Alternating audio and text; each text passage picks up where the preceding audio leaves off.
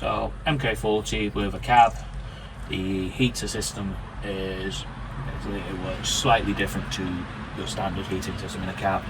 So the actual MK40 runs the hot air via a heat exchanger, which is controlled via this switch here on the right side of the steering wheel, just there. So as it is now, that is for cold air and that is for hot air. So once you've set that, you would have the tractor running, of course. I'm not, just for so you can actually hear me. So this is your actual control system for the actual fans.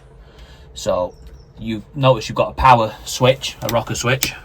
So that is purely for the air conditioning. So when you want really cold air on a hot day. To the next to that, you've actually got your fan speed. So if I just put the ignition on, got a low power, medium power, and then full power. And then you've actually got your actual temperature gauge. So you'll see there's a light above it that will only come on when you've got your actual, so put power on, you'll see it's not on there. I pull that, that is your actual air conditioning kicking in. So this is your temperature. So fully clockwise is cold, as you can see, and then all the way to off counterclockwise is your actual hotter. So it works slightly back to the front than your standard car heater, and that is it.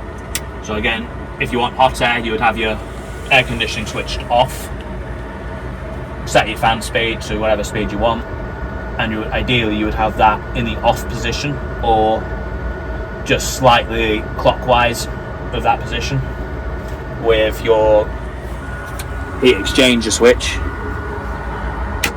fully depressed downwards. It's like that. Okay, so on an MK50 cab, to operate the heater, it is very similar to, well, it's the exact same as an MK40. It's just stuff is in slightly different places. So your actual heater unit is to the right of where you sit, rather than being up on the roof in an MK40. So actual controls, so you've got your actual air conditioning, so that will switch your air conditioning on. You've got your fan speed,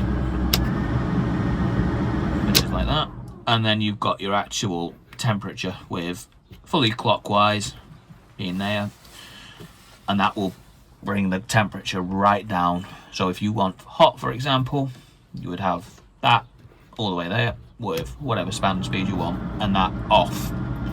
Now, to actually get hot air other than outside air, you'll need to use the heat exchanger switch, which is this one here. So where it is now, where it's depressed to the right, that is for cold air and, well, atmospheric air temperature and cold air conditioning. Whereas if you have it to the left, depressed, that is for hot air. That is recycling the heat that comes from the radiator that the coolant produces. So again, it won't get hot instantly. You'll find it will warm up as the tractor gets warmer.